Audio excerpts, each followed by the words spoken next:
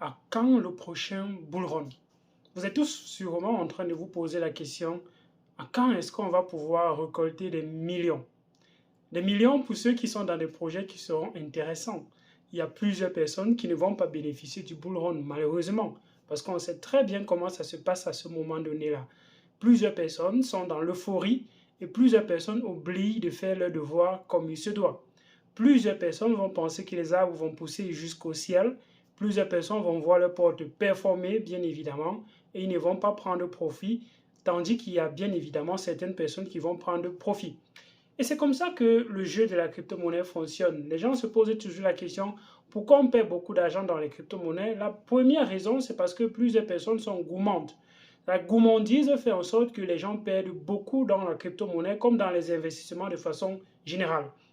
Et puis encore dans les crypto-monnaies, tout simplement parce que on a donné des outils aux personnes qui n'ont pas à la base la connaissance. C'est un peu comme si vous donnez l'ordinateur à quelqu'un qui n'a pas de base en programmation, quelqu'un qui n'a pas de base en informatique, quelqu'un qui n'a pas de base sur comment est-ce qu'un ordinateur fonctionne. Vous lui donnez un outil assez puissant, qu'est-ce qu'il va en faire, bien évidemment.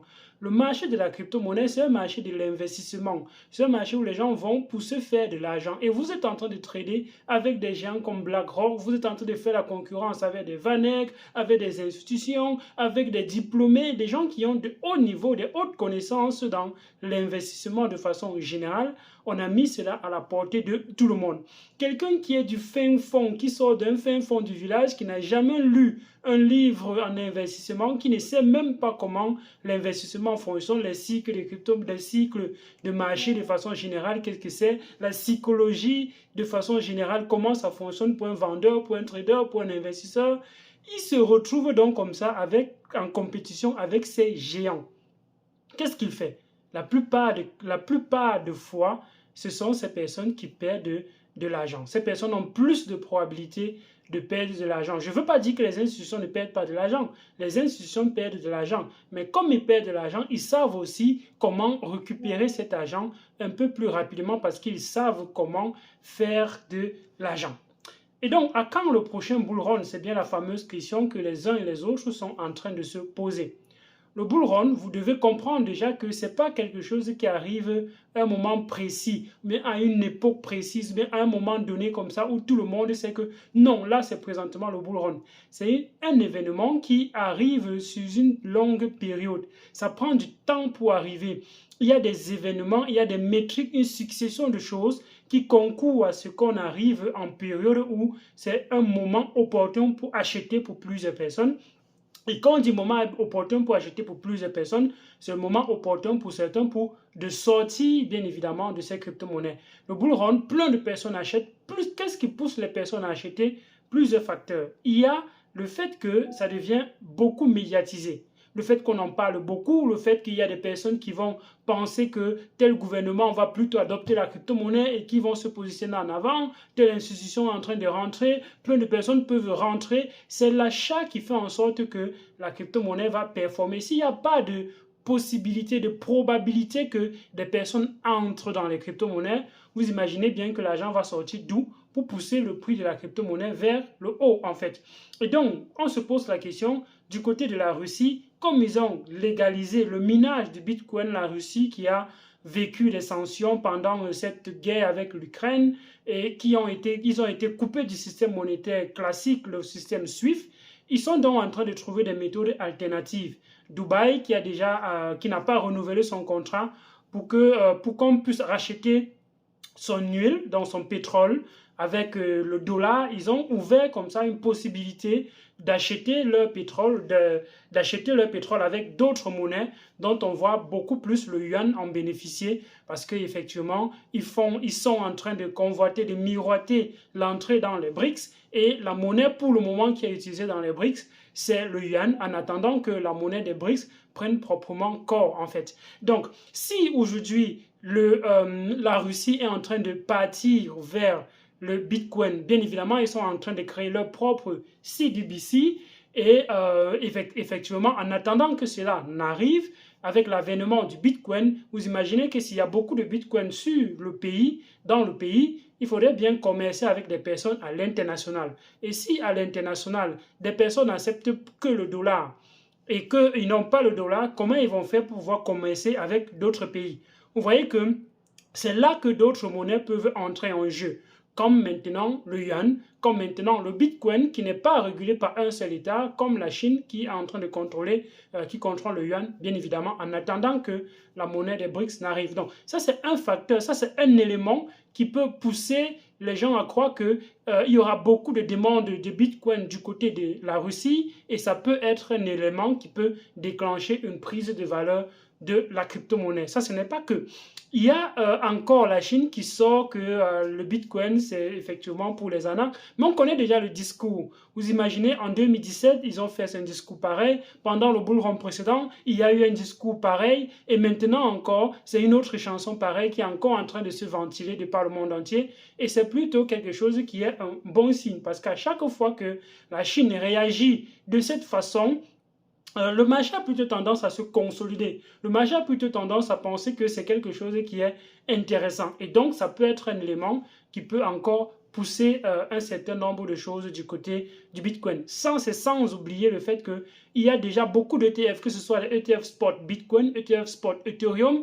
Ces genres d'éléments sont des choses qui poussent la demande parce que ça va permettre aux institutions d'acheter les crypto-monnaies, ça va permettre aux banques de pouvoir posséder la crypto-monnaie au travers de ces institutions, ça peut permettre aux fonds d'investissement, aux fonds de retraite, ainsi de suite, de pouvoir s'exposer à la crypto-monnaie et ces éléments combinés peuvent comme ça pousser encore le prix et en fait la demande de la crypto-monnaie. S'il n'y a pas une demande accrue, s'il n'y a pas une demande importante, le prix ne peut pas être poussé parce qu'on est dans un écosystème où ce n'est que l'offre et la demande qui drivent le prix. Et comme l'offre a été réduite de moitié avec le halving, il y a donc peu de bitcoins qui seront créés cette année par rapport à l'année précédente. Et dans les 4 années à venir, il y aura peu de bitcoins qui seront créés, ça fait peu d'argent qui doivent venir chez les mineurs. Et si à un moment donné, les mineurs ne deviennent plus rentables, vous imaginez qu'ils vont débrancher les machines. Et s'ils débranchent les machines, ce n'est pas bon pour l'écosystème crypto-monnaie parce que ça va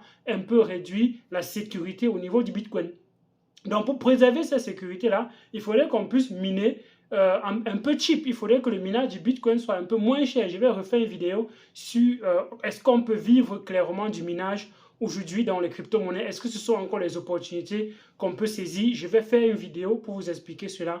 Je ne vais pas m'attarder à sur cela dans cette vidéo. Mais vous devez comprendre que sur le Bitcoin, pour que ce soit rentable pour les mineurs, il faudrait que ça atteigne un certain prix. Parce que miner le Bitcoin, ça coûte cher aujourd'hui. Et cette énergie qu'on convertit, parce que effectivement le Bitcoin, c'est de l'énergie effectivement convertie, on stocke son énergie sous forme de crypto-monnaie parce qu'on va transformer cette énergie en crypto-monnaie. Et si la crypto-monnaie ne parvient pas de contenir la valeur qu'on a brûlée en payant cette énergie, vous imaginez que ce n'est pas rentable. Donc, quand on dit parfois en économie que l'économie, c'est de l'énergie transformée, ça prend tout son sens qu'on arrive dans les crypto-monnaies parce que le Bitcoin, effectivement, c'est de l'énergie transformée. Et donc, le Bitcoin le bull run va arriver certainement, mais pas quand vous pensez, pas quand vous souhaitez. Effectivement, quand tous ces éléments-là seront réunis, que ce soit le mois prochain que ça se réunit, ça va pomper, que ce soit l'année prochaine, mais généralement, les cycles précédents ont montré qu'il faut parfois 8 mois après le halving pour atteindre un nouveau ATH pour all-time high. Et donc, on a eu un halving autour de mai, en fait pratiquement le 10 mai, et si on regarde un peu, mai c'était le 5e mois, mai plus 8, on sera autour de 13, autour de 11. 5 plus 8, on sera autour de 11. Donc, si on regarde bien, non, 5 plus 8, on sera autour de 13 en fait. Qu'est-ce que j'ai dit? Et 13, c'est autour de février. Il faudrait s'attendre à quelque chose comme février, de fin d'année, début février, début d'année, janvier, février, pour pouvoir espérer voir le Bitcoin arriver. Et quelles sont mes prédictions pour le Bitcoin dans ce cycle-ci? Je vois un Bitcoin arriver au minimum autour de 150 $. Bien que plusieurs personnes ont donné des pronostics assez hauts, certains ont parlé de 300 000 $, certains ont parlé de 500 000 $, mais vous savez très bien que ces spéculations, ces estimations, généralement, ça ne se passe pas comme prévu parce que les cycles précédents, plusieurs personnes avaient estimé que le Bitcoin allait toucher des centaines de mille et ce n'est pas arrivé. Donc, faites très attention avec les prédictions que vous voyez par-ci, par-là.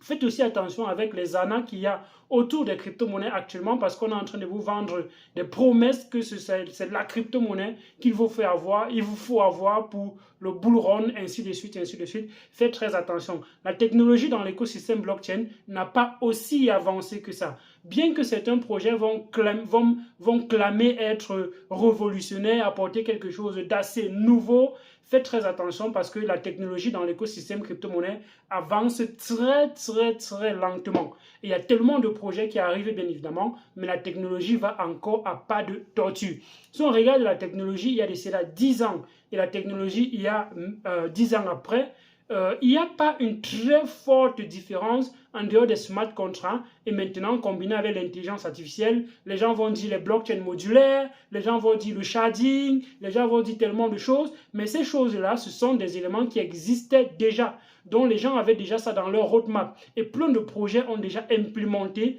un certain nombre de choses, donc certains autres projets sont en train de mettre en avant aussi aujourd'hui et de faire comme si c'était eux qui étaient en train de porter ces innovations-là, que ce sont eux des pionniers. Pourtant, il y a plein de projets qui se font déjà sur ces narratifs. Prenons par exemple le sharding. Ethereum a mis le sharding dans sa roadmap.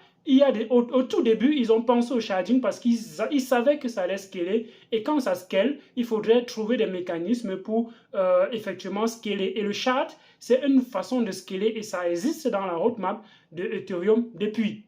Si on part même maintenant sur des projets qui ont implémenté des notions de sharding, il y a les Elrond, les Zilliqa et bien nombre de projets de blockchain qui ont implémenté ces notions de sharding depuis. Quand on part maintenant sur les blockchains modulaires dont plusieurs personnes sont en train de parler aujourd'hui, blockchain modulaire, mais Cosmos était là depuis. Et même Ethereum est une blockchain modulaire d'une certaine façon. Quand tu regardes la pile de briques d'Ethereum, ce sont des blockchains modulaires. La preuve en est qu'ils ont ajouté des fonctionnalités comme le account abstraction sans devoir modifier le corps de la blockchain. Donc on a ajouté des éléments dans le protocole sans modifier totalement comment la blockchain fonctionne et sans même faire de hard fork. Parce que quand on dit un hard fork, on va totalement laisser la version précédente parce que ça sera plus compatible. On va créer une autre version qui sera totalement différente et ils n'ont pas fait de hard fork pour ajouter ce genre de fonctionnalité. Donc vous devez comprendre que ce n'est pas parce qu'on est nouveau qu'on est forcément intéressant. On peut être nouveau et venir surfer ce narratif d'un ancien qui a déjà effectivement beaucoup plus de possibilités d'avancer avec ce narratif par rapport au nouveau narratif. Regardez par exemple, on a parlé des ERC 404. On est où aujourd'hui? Ça n'existe même plus, on n'en parle presque plus en fait. Aujourd'hui, c'est le layer 2 sur Bitcoin, layer 2 sur Bitcoin par-ci par-là, Bitcoin par-ci par-là. Mettre les smart contracts sur Bitcoin, c'est quelque chose qui est assez compliqué. Donc, peu de projets vont arriver, mais vous devez comprendre que c'est aussi ça une fonctionnalité phare du Bitcoin. Le fait que Bitcoin soit assez difficile, assez peu permissif, ça rend ces blockchains assez sécures en fait. Moins on est permissif, moins on peut avoir des attaques comme on a sur Ethereum. Il suffit de regarder les attaques qu'on a sur la blockchain aujourd'hui. La majorité, ça vient des plateformes qui ont les smart contracts en fait. Parce que les langages ont parfois des vulnérabilités, comme les Reinforcement Attack, le fait qu'on ait dérobé un certain nombre d'Ethereum en 2016, c'était lié effectivement au fonctionnement du protocole. C'était lié au fait que dans le code source, dans le code du langage Solidity, il y a des bugs en fait. Il y a plein de bugs comme ça qui sont arrivés avec ces nouveaux langages, avec ces nouveaux programmes, avec ces nouvelles plateformes. Et il suffit de regarder la quantité de bugs qu'il y a dans l'écosystème crypto-monnaie aujourd'hui pour comprendre que Ethereum est l'une des blockchains qui a beaucoup de bugs parce qu'il y a aussi beaucoup d'applications, il y a aussi beaucoup de fonctionnalités, mais c'est aussi parce que on a permis beaucoup de choses en ouvrant la possibilité avec un langage qui est beaucoup permissif en fait. Et donc sur Bitcoin, le langage est très peu permissif. Et comme le langage est très peu permissif, il y a moins d'attaques sur la blockchain du Bitcoin et c'est donc l'une des blockchains les plus safe et les plus secure en fait. Donc, voilà un peu ce qu'il fallait dire, ce que j'avais à dire concernant le bull run. Dis-moi si tu as appris quelque chose, like, partage la vidéo et permets à d'autres personnes de comprendre qu'ils doivent patienter et qu'ils doivent se préparer minutieusement pour pouvoir affronter cette période qui est assez fondamentale, assez cruciale parce que mal amorcé, on est dans les regrets après parce que Si tu n'es pas dans l'écosystème, c'est bien. Mais si tu es dans l'écosystème crypto-monnaie et que tu vois ton portefeuille faire des performances de ouf et qu'après, tu n'as pas la possibilité d'avoir une seule fraction de ce que tu as vu, ça fait mal. Ça fait mal de savoir qu'on aurait pu avoir 1 million et que quelques temps après, on a 0. C'est peut-être mieux d'avoir eu 0 à la base et tu sais que tu n'attends rien. Donc, faites très attention parce que ça peut affecter votre mental beaucoup. Et si tu veux des formations pour t'accompagner dans ce sens, il y en a en description de cette vidéo. Je vous parle encore du Tap to Earn, No Worry, dont je pense que c'est intéressant. Et si tu veux effectivement aller, essaye. Tu ne perds rien, tu tapes, tu récupères quelque chose, il y a des choses qui arrivent. C'est en description de la vidéo aussi. Porte-toi bien à d'autres vidéos sur la chaîne. Ciao!